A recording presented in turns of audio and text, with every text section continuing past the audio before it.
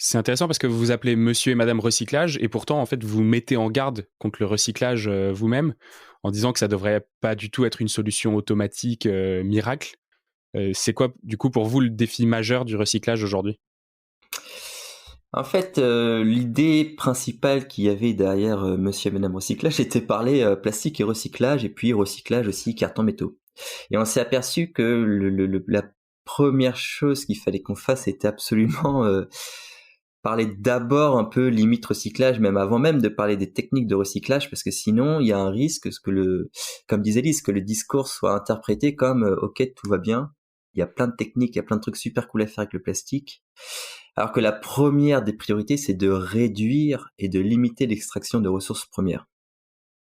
Et donc, c'est comme ça qu'on se retrouve en fait à faire beaucoup de vulgarisation sur plutôt les limites du recyclage, puisque le recyclage en lui-même, qui vient au fur et à mesure, on fait beaucoup de plastique mémo aussi, par exemple, sur les différentes techniques de recyclage.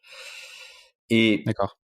euh, l'intérêt de faire ça, c'est de bien montrer qu'est-ce qui est fait dans les différents domaines. Et donc que ce soit le domaine automobile, le domaine de l'emballage, etc., le BTP, et de voir là où il y a des problèmes et là où en fait c'est intéressant de mettre en lumière euh, des mécanismes un peu grippés, parce que derrière il y aura forcément des gens qui auront envie de trouver des solutions. En fait, aujourd'hui, ce qui se passait, surtout avec le recyclage, c'est que du coup, les gens avaient ce message de c'est ok, mettez tout dans le bac jaune, on recycle, il n'y a pas de problème. Sauf que, en fait, si tu dis pas aux gens qu'il y a un problème, personne peut t'apporter de solution. Tandis que si tu dis bah non, en fait, quand c'est dans le bac jaune, ça va être juste trié, ça sera pas forcément recyclé. Du coup, les gens ils vont réfléchir plutôt à réduire donc l'utilisation de ces emballages, moins consommer, et ils seront au courant qu'il y a un problème. Ça sera pas forcément recyclé, ça peut être revalorisé. En fait, il y a aussi ces différentes définitions autour du recyclage, et il y a beaucoup d'incompréhension. Et pour nous, c'était vraiment important de mettre ça en lumière. D'abord, avant de tout le reste en fait. D'accord. Ok, super intéressant. Du coup, ça fait une très bonne transition.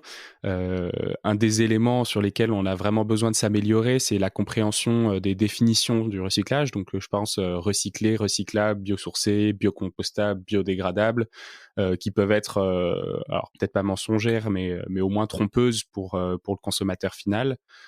Comment est-ce qu'on fait la différence entre ces différentes notions? Bah, pour commencer avec recyclable et recyclé, faut vraiment un peu le prendre comme la théorie et la pratique. Recyclable, en fait, ça veut dire que techniquement, c'est faisable. Techniquement, votre plastique, il peut être chauffé, retransformé en un nouvel objet. Et ça, sur les thermoplastiques, ils sont un peu tous malléables, c'est un peu tous de la pâte à modeler, et tu peux un peu tous les recycler.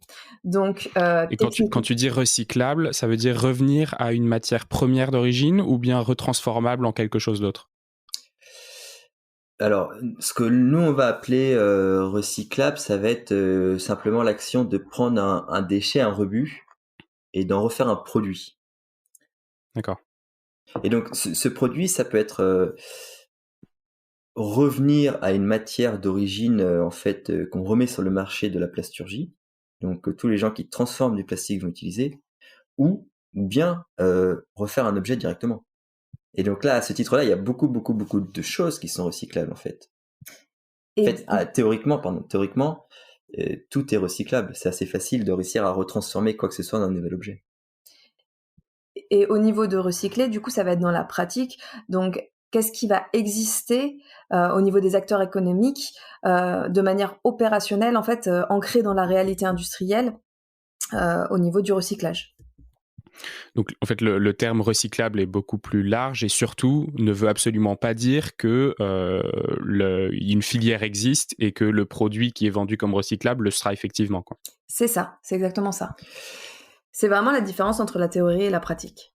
Et donc, c'est très très facile de mettre en avant un produit en lui disant bah c'est recyclable, si derrière ça n'engage à rien du tout en termes de recyclage opérationnel rentable. Et c'est ce qui se passe aujourd'hui, en fait. Il y a beaucoup de marques qui mettent en avant des nouveaux produits ou même des anciens produits en les estampillant recyclables. c'est pas pour autant que derrière cela sera recyclé, parce que les chaînes d'acteurs n'ont pas été mises en place, et du coup le déchet finira incinéré ou enfoui. Et donc là, de la même manière. Il y a vraiment 2 techniques, quoi.